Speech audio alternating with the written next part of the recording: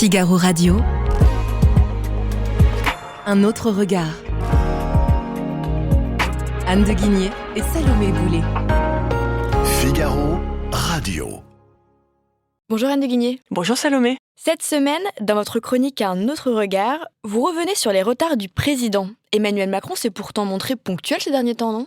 C'est vrai que Salomé, ce n'est pas l'actualité des retards du président qui m'a inspiré, mais une lecture d'un essai américain. Mais bon, on en reparlera. Parce que quand même, les retards, même s'il n'y en a pas eu dans les dernières semaines, ont quand même marqué les 2 mandats du président de la République. Rappelez-vous, interview du 14 juillet, annonce du gouvernement, commémoration, sommets internationaux, notre président est toujours en retard. Bon, ça s'est déjà vu en France, mais il pousse quand même assez loin l'art du manque de ponctualité. Alors, certains commentateurs y voient même une forme d'hommage à l'exercice du pouvoir de François Mitterrand, qui excellait dans le retard. Alors, Mitterrand ne cessait de disparaître au dernier moment sans prévenir, d'annuler ses rendez-vous ou de convoquer des interlocuteurs qui n'étaient pas prévus, qui tout d'un coup se disaient « vous devez absolument aller à l'Élysée » dans une certaine panique. Donc, certains commentateurs disent que voilà, Macron se met dans cette lignée-là. D'autres s'affligent simplement de son absence absolue de respect envers ses interlocuteurs. Mais pour vous, ces explications oublient l'essentiel. Mais oui, Salomé, parce que la ponctualité n'est pas qu'un artifice de communication. Si vous êtes ponctuel, vous avez l'air sage, vous n'êtes pas ponctuel, vous maîtrisez les horloges. Non, ça va bien au-delà. La ponctualité est le socle de la prospérité et toutes les études économiques nous le montrent. Il existe une corrélation entre la croissance économique d'un territoire et son attention à la maîtrise du temps.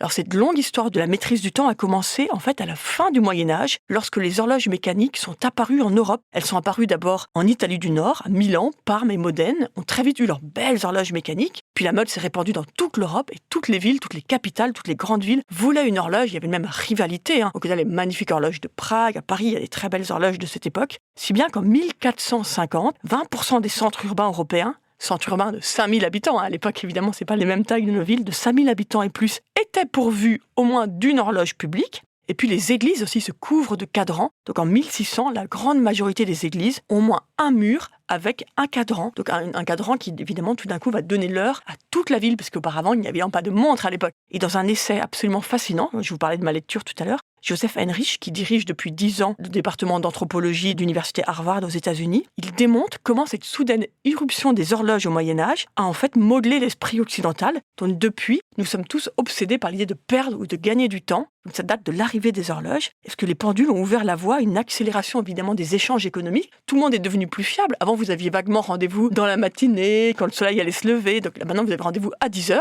Les échanges économiques deviennent beaucoup plus efficaces. L'organisation des villes aussi gagne en efficacité. Et je vous cite même l'essayiste américain. L'accent mis sur l'heure et l'adoption rapide de nouvelles technologies liées au temps semblent avoir porté leurs fruits. Les villes européennes qui ont adopté une horloge publique tôt, avant 1450, ont connu une croissance économique plus rapide au cours de la période allant de 1500 à 1700 que celles qui n'ont pas eu d'horloge. Et il arrive même à prouver qu'en fait, l'horloge publique, c'est quand même assez simple en termes technologiques, a le même effet sur la croissance d'un territoire que l'accueil d'une université. Donc vous voyez, c'est quand même fort. Donc si je comprends bien, l'arrivée des horloges a peu à peu transformé les vies urbaines, rythmées jusque-là par la course du soleil, en frénétique parcours d'obstacles.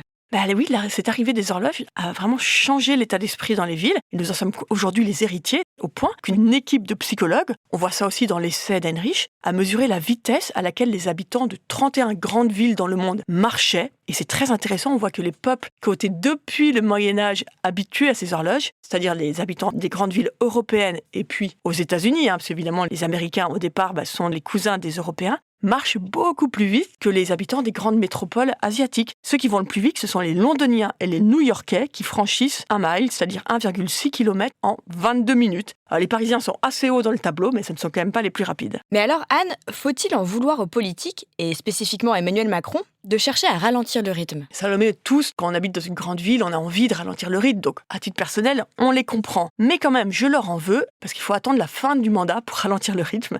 Tous, ils sont dans des mandats qui se terminent à un moment donné, parce qu'à leur poste, ils doivent être ponctuels. Parce qu'en fait, symboliquement, ce sont eux aujourd'hui nos horloges publiques, nos sociétés contemporaines. Et on voit bien que dès qu'ils se décalent, qu'ils prennent trop de temps, en fait, cela perturbe l'ensemble des échanges. Et on l'a bien vu là depuis 2017, à chaque fois qu'il y a une nomination retardée, des décisions stratégiques qui sont reportées, des lois encalminées, toute l'économie qui s'envase un petit peu. Merci Anne de Guigné. Merci Salomé. Je rappelle que l'on peut retrouver Un autre regard sur Figaro Radio, le site du Figaro et sur toutes les plateformes d'écoute. À bientôt. À bientôt.